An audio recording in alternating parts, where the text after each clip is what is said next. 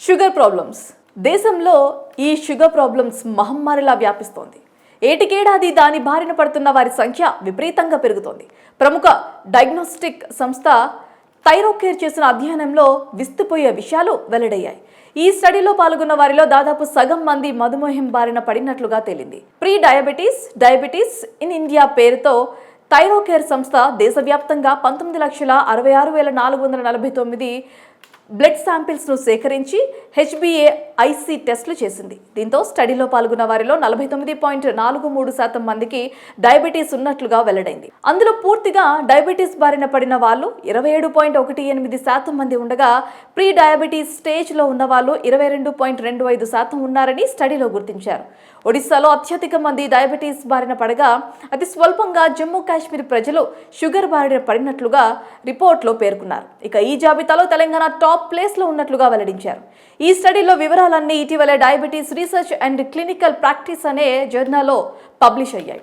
స్టడీలో పాల్గొన్న వారిలో మగవారే అత్యధిక సంఖ్యలో మధుమేహం బారిన పడిన వారు థైరోకేర్ రిపోర్ట్స్లో పేర్కొన్నారు. 30.84% మందికి డయాబెటీస్ ఉన్నట్లుగా గుర్తించారు.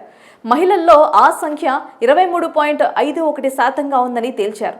ప్రీ డయాబెటీస్ విషయంలో మాత్రం పురుషులు, మహిళలు సమానంగా ఎఫెక్ట్ అవుతున్నారని రిపోర్ట్ వెల్లడించింది. 21.56% మంది మగవారు, 22.95% మంది మహిళలు ప్రీ డయాబెటీస్ రేంజ్లో ఉన్నారని తెలిపారు.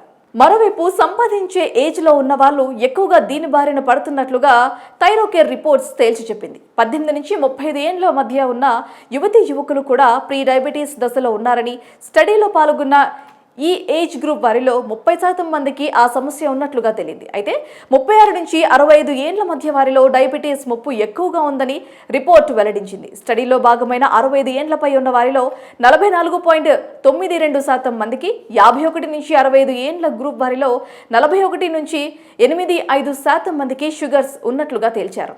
మరోవైపు దేశ ప్రజల్లో ఇన్సులిన్ నిరోధకత పెరుగుతుందని నిపుణులు హెచ్చరిస్తున్నారు. జన్యు కారణాలతో పాటు ఇన్సులిన్ రెసిస్టెన్స్ పెరుగుతుండటం వల్ల కూడా దేశంలో డయాబెటీస్ బాధితుల సంఖ్య అధికమవుతుందని చెబుతున్నారు. ఇన్సులిన్ రెసిస్టెన్స్ అంటే రక్తంలోని చక్కెర స్థాయిలను కంట్రోల్ చేసే ఇన్సులిన్ హార్మోన్స్కు మన శరీరంలోని కణాలు సరిగ్గా స్పందించకపోవడం.